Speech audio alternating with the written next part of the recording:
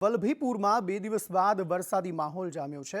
વલભીપુર, પચેગામ, ચમારડી વિસ્તારમાં વરસાદ વરસ્યો છે। આ ઉપરાંત સાલપરા સહિત ગ્રામ્ય વિસ્તારમાં 2 દિવસ બાદ વરસાદી માહોલ જામતા વાતાવરણ ખુશનુમા બન્યું। ગરમીથી રાહત મળી અને ભાવનગર વાસીઓ જે છે, વલભીપુર વાસીઓ જે છે, ત્યાં વરસાદને માણતા જોવા મળ્યા હતા।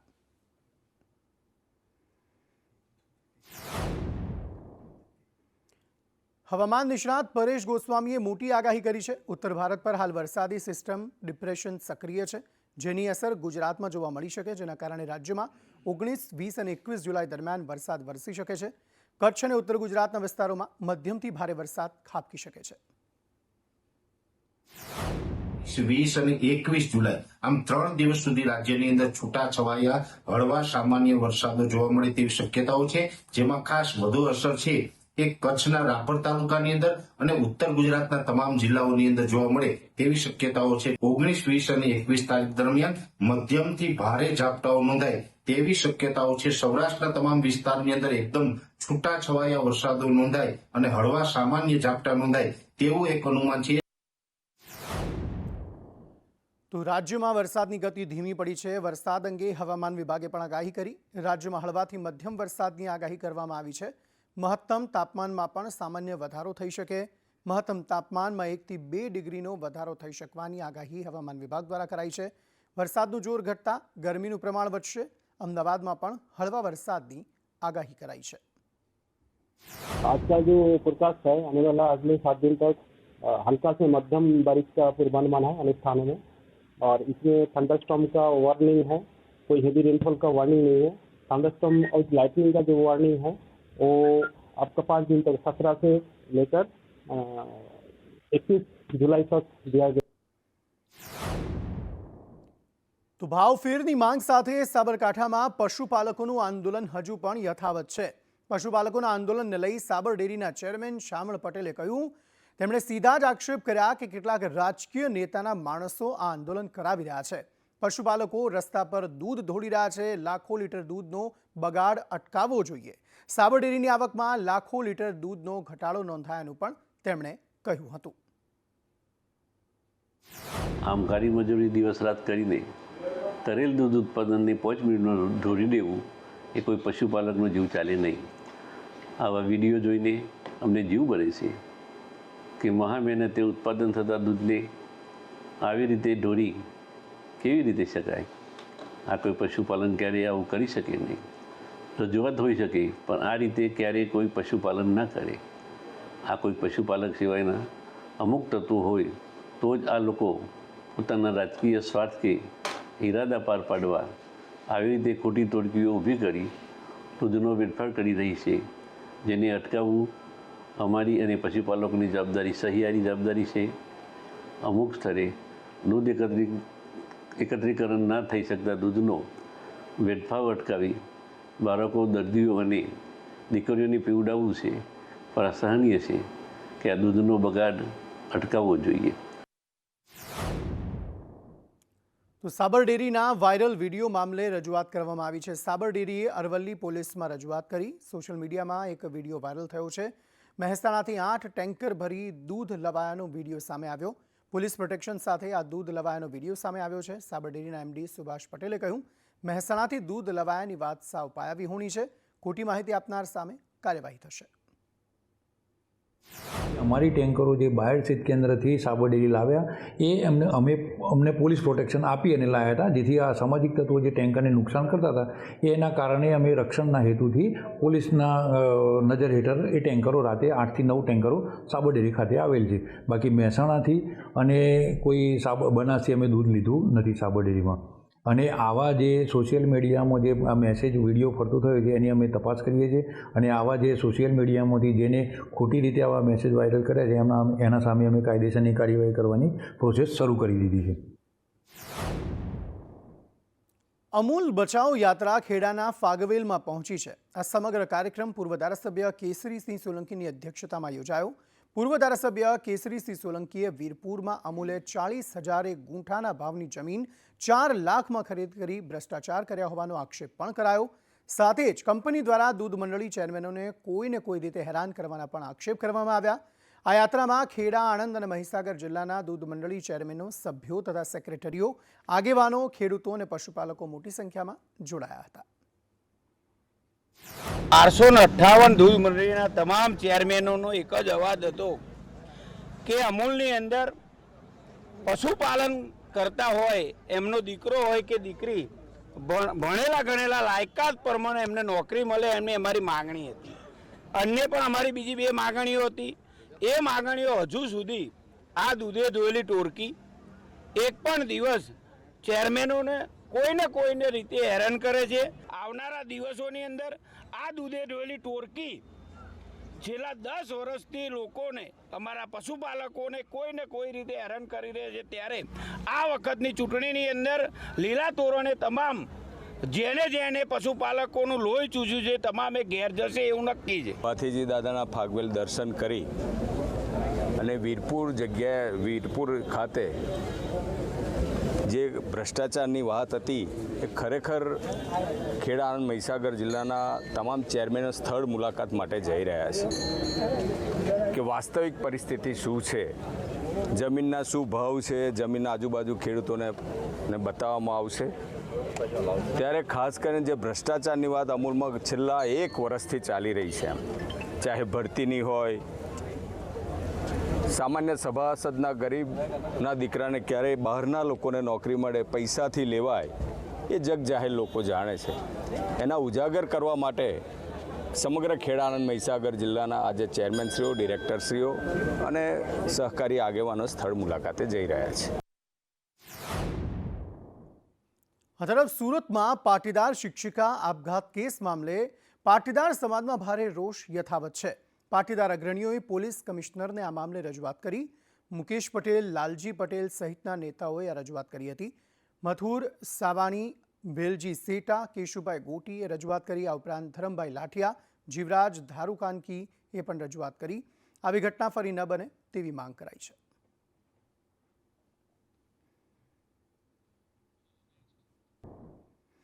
જૂનાગઢ માંગરોળમાં આવાસ યોજનામાં કૌભાંડ સામે આવ્યું છે. 2 વર્ષમાં બનાવેલા 700 મકાનોમાં મોટા પાયે ગેરરીતિ થઈ છે. મકાન બનાવ્યા વિના જ સહાયની રકમ ચાઉ થઈ ગઈ. 2014-15માં બનાવાયેલા મકાનો 2024-25ના દર્શાવાઈ દીધા. લાભાર્થીઓને યોજના હેઠળ 1.70 લાખની સહાય મળે છે, ત્યારે લાભાર્થીઓને માત્ર 1.10 લાખની જ સહાય અપાઈ હતી. ઉપરની રકમ અધિકારીઓ ચાઉ કરી ગયા હોવાના આક્ષેપ થઈ રહ્યા છે. ધારાસભ્ય ભગવાનજી કરગઠિયાએ મુખ્યમંત્રીને આ મામલે રજૂઆત કરી અને કૌભાંડ અંગે તપાસ કરવામાં આવે તેવી માંગ કરી છે.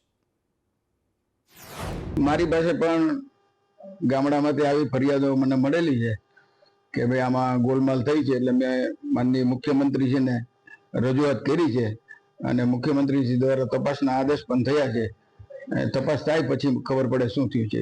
સંખ્યા કેટલો ભ્રષ્ટાચાર થયો એ કઈ ખબર નથી, પણ 667 મકાનો મારા મત વિસ્તારમાં બન્યા છે. કેટલો ભ્રષ્ટાચાર થયો, ક્યાં કર્યો એ હજી માલુમ નથી, પણ જ્યારે તપાસ પૂર્ણ થાય ત્યારે પછી ખ્યાલ આવશે.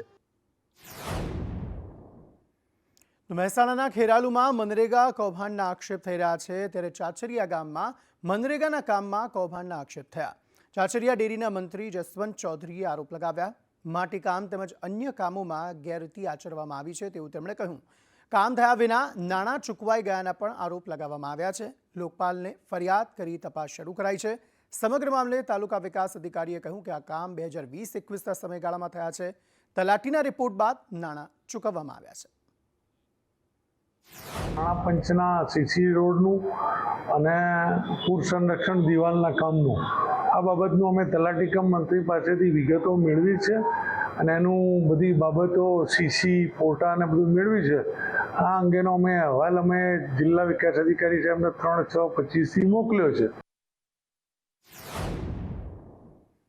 ધ્રોલ માર્કેટિંગ યાર્ડ પાછળ નવનિર્મિત રસ્તાની બિલકુલ વચ્ચે રહેલ વીજપોલને કારણે અકસ્માતની ભીતિ સેવાઈ રહી છે.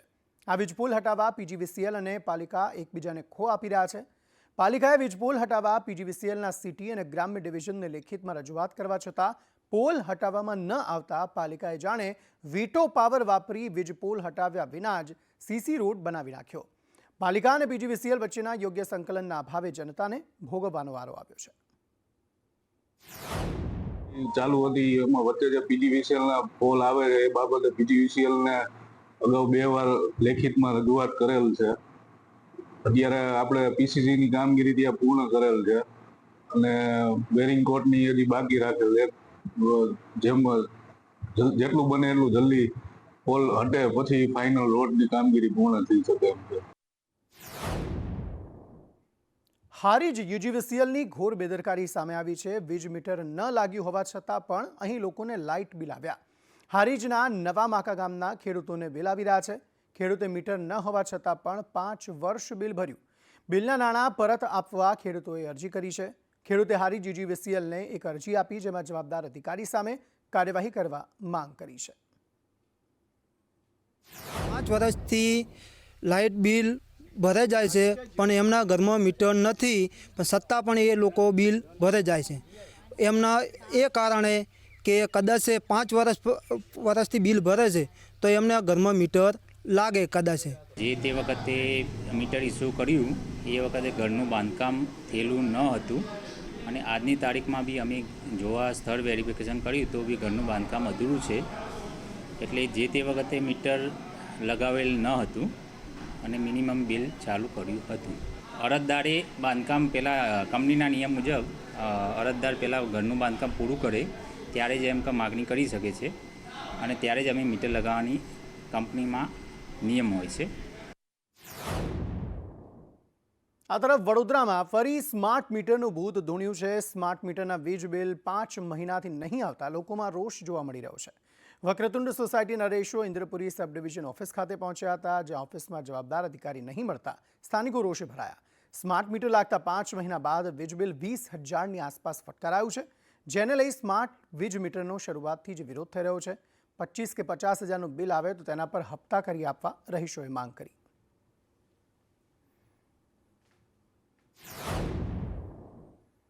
તો એમસીના અધિકારીઓ બાઉન્સર્સના સહારે જોવા મળી રહ્યા છે. એમસીના વિપક્ષ નેતા શહેજાદ ખાને આરોપ લગાવ્યો કે અધિકારીઓ વીઆઈપી કલ્ચર માટે બાઉન્સર રાખે છે.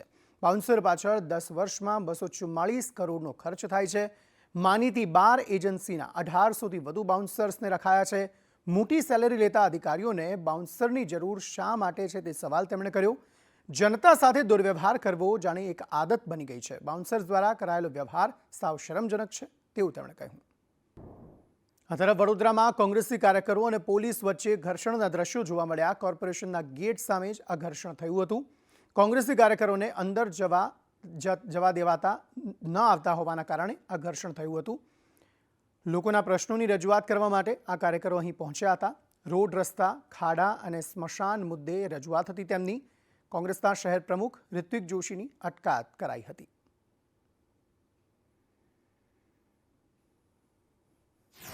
ને પણ કોઈ પણ વ્યાજબી કામ હોય એ બધાને અહીંયાથી પ્રવેશ આપવામાં જ આવે છે, કોઈને પણ અટકાવવામાં આવતા નથી. એ જ છે કે એ એનું શું કામ છે ને કયા કામથી અહીંયા આવેલો છે. આ એક સંસ્થાકીય સંસ્થાઓ છે કે જે બંધારણીય સંસ્થાઓ છે, જેમાં કોઈ બી કોઈને કામ હોય તો કોઈને અટકાવી શકતા નથી, પણ ખાલી ફરવા માટેનું પણ આ સ્થળ નથી. મોરબીની પેટર્ન હળવદ શહેરમાં હળવદ-સરા રોડ ચક્કાજામ કરવામાં આવ્યું. હરિનગરના રહીશોએ સુવિધાઓની માંગ સાથે સરા રોડ ચક્કાજામ કર્યું. રહીશો કેટલાક સમયથી રોડ, રસ્તા અને ગટરની સમસ્યાઓથી હાલાકી ભોગવી રહ્યા છે. જોકે હળવદ નગરપાલિકા સુવિધાઓ ઉપલબ્ધ કરાવવામાં નિષ્ફળ રહી છે, જેને લઈ હળવદ નગરપાલિકા તંત્ર સામે સ્થાનિકોમાં રોષ ભભૂક્યો છે અને સમસ્યાનું તાત્કાલિક નિરાકરણ લાવવાની માંગ સાથે ચક્કાજામ કરાયું છે.